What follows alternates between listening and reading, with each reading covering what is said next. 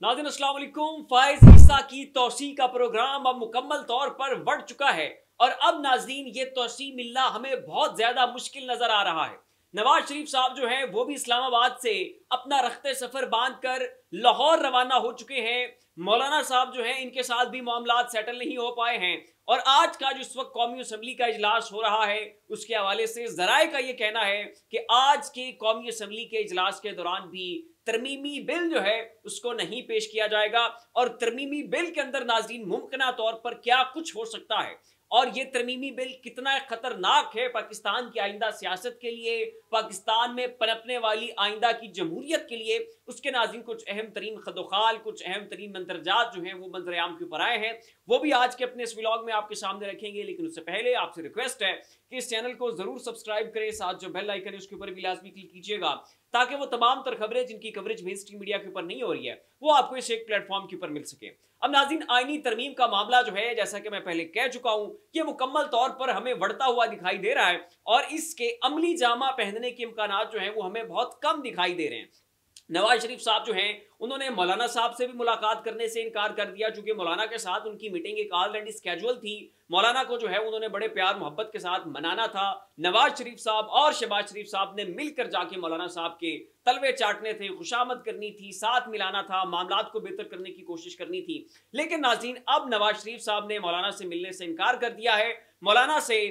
मुलाकात से इनकार करने के बाद नवाज शरीफ साहब ने अपना रख्ते सफर भी बांध लिया है। उन्होंने शहबाज शरीफ को भी अच्छी खासी झाड़ पिलाई है और वो थोड़ी देर तक वापस लाहौर रवाना होंगे। अब यही से नाज़रीन आप अंदाजा लगाएं कि मामला जो है वो किस कदर तितर बितर हो चुके हैं और अगर तब अब तक जो है इनके पास नंबर गेम पूरी होती है, उनके पास फिगर जो है वो 2/3 मेजोरिटी के होते, तो कब का जो है वो आईनी बिल पेश कर दिया जाता और उसमें तरमीम जो है वो मंजूर करा ली जाती। तो अब नाज़रीन नवाज शरीफ साहब जो हैं वो भी वापस जो है वो लाहौर रवाना हो चुके हैं, हो रहे हैं और ऐसे में जो कौमी असम्बली के हवाले से ज़राए का ये दावा है कि आज के रोज़ जो है वो तरमीमी बिल नहीं पेश किया जाएगा। बाकी सभी सियासी मामलात के ऊपर जो है वो बहस होगी, बातचीत होगी, तकरार होगा, रूटीन की जो वहाँ पर गर्मा गर्मी होती है वो जारी रहेगी। लेकिन आईनी तरमीम के हवाले से किसी भी किस्म की कोई बात, कोई मामला जो है वो ज़ेरे बहस नहीं लाया जाएगा।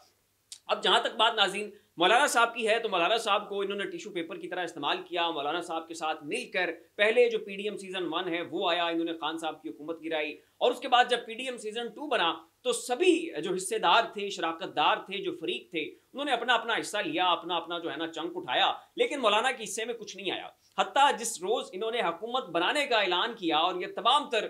जो जोमा हैं और ये जो सियासी फरीक हैं ये इकट्ठे हुए, पीडीएम के जितने भी अफराद थे, जितने भी कॉन्स्टिट्यूएंट्स थे, उन्होंने मिलकर एक प्रेस कॉन्फ्रेंस की। हत्ता कि चौधरी शुजात साहब को जो है वो भी बुला लिया गया, लेकिन मौलाना साहब जो है इनको नहीं बुलाया गया और उस प्रेस कॉन्फ्रेंस में जो है मौलाना साहब शरीक नहीं थे। खैर किसी तरह का कोई मुकालमा, कोई बहस, कोई बातचीत, कोई ऐसी जो डायलॉग है वो मौलाना साहब के साथ नहीं हुआ और उन्होंने जाकर जो है वो हुकूमत बना ली। अब इस हवाले से नाजरीन नजम सेठी साहब ने यह दावा किया था कि नवाज शरीफ ने खुद पाकिस्तान की एस्टैब्लिशमेंट को यह पैगाम पहुंचाया था कि हमें मौलाना की जरूरत नहीं है, मौलाना हमें ब्लैकमेल करते हैं, मौलाना जो है वो इजाफी किस्म का एक बोझ है, मौलाना के होते हुए हमें अपना बहुत सारा एक बड़ा और मेजर चंक जो है वो मौलाना को देना पड़ता है। तो मौलाना से जो है वो आप किसी ना किसी तरह हमारी जान छुड़वाएं और मौलाना के बगैर हमारे मामलात को जो है वो आप आगे बढ़ाएं।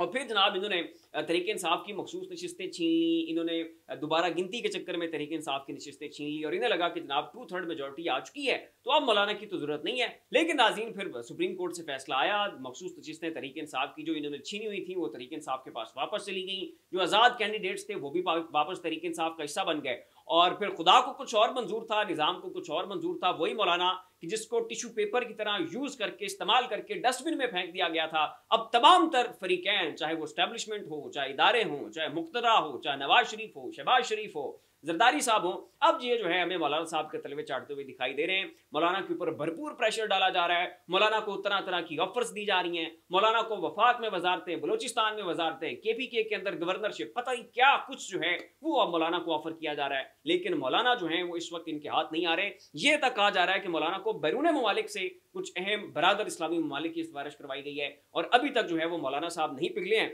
और उनके पिघलने का भी जो है वो हमें कोई इम्कान नजर नहीं आ रहा है। अब नाज़रीन जो तरामीम पेश की गई हैं उनके हवाले से उड़ती उड़ती खबरें आई हैं कि उन तरामीम को लेकर कुछ चीज़ें जो हैं वो सामने आई हैं और ये जो है वो पता चला है कि जनाब ये मामला जो हैं उस आईनी तरमीम के अंदर होने जा रहे हैं। उसमें सबसे एक बड़ा जो आइन के ऊपर शब खून मारा जा रहा है वो ये कि नाज़रीन, कोई भी जब एक शख्स जो है वो पॉलिटिकल पार्टी से उसका ताल्लुक है और अगर एक पॉलिटिकल पार्टी मजमूई तौर पर एक डिसीजन करती है कि फलां आइनी तरमीम के मामले के ऊपर या फलां डिसीजन के ऊपर हमारा वोट जो है वो हुकूमत को नहीं जाएगा, या कोई भी पॉलिटिकल पार्टी डिसीजन करती है कि जी ये पार्टी पॉलिसी है, इसको कोई रुकन जो है वो वायोलेट नहीं कर सकता है, इसके खिलाफ जो है आप वोट नहीं कर सकते। और जब पॉलिटिकल पार्टी को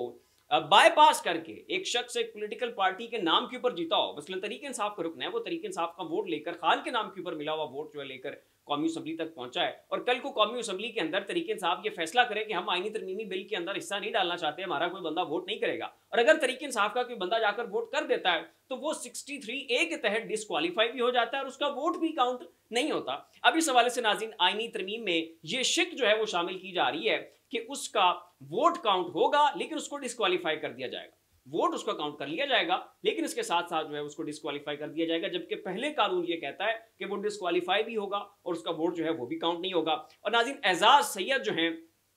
बड़े क्रेडिबल जर्नलिस्ट हैं, उन्होंने इस हवाले से दावा किया है कि ये सिर्फ फाइज ईसा को एक्सटेंशन नहीं मिलने जा रही है, बल्कि फाइज ईसा के साथ साथ जितनी ब्यूरोक्रेसी है, चाहे वो फिजाइया के इसके साथ साथ चीफ हैं, चाहे वो जनाब आपकी बहरिया के चीफ है, चाहे वो आपकी फौज के चीफ हैं, इनको भी जो है वो साथ ही लगे हाथों एक्सटेंशन दी जा रही है, क्योंकि हो सकता है कि अगले साल जब आसिम मुनीर साहब जो है वो घर जा रहे हों और हो सकता है कि उस वक्त 2/3 मेजोरिटी हुकूमत के पास ना हो और फिर इनको लेने के देने पड़े हों, लिहाजा बेहतर यही है कि अब चूंकि 2/3 मेजोरिटी किसी ना किसी तरह से मैनेज हो रही है तो अभी जो है वो लगे हाथों साथ ये भी काम भुगता दिया जाए। ये खबर जो है नाज़रीन एजाज सैयद साहब ने ब्रेक किया है कि साथ साथ जो है वो आर्मी चीफ और कमिश्नर सिकंदर सुल्तान राजा और कुछ अहम ब्यूरोक्रेसी के लोग और ये फिजाइया और बहरिया इनके जो सरबराहान हैं इनको भी जो है वो एक्सटेंशन दी जाएगी। अब जबकि नाज़रीन तहरीक इंसाफ जो है इसके ऊपर बड़ा सख्त किस्म का रद्द अमल दे रही है। अभी थोड़ी देर पहले कौमी असम्बली के अंदर असद कैसर साहब खिताब कर रहे थे और उनका ये कहना था कि वल्लाह वल्लाह वल्लाह, खुदा की उन्होंने 5 मरतबा कस्में खाकर ये कहा है कि अगर ये आईनी तरमीम पास होती है तो फिर दमादम मस्त कलंदर होगा, वकला की तहरीक शुरू होगी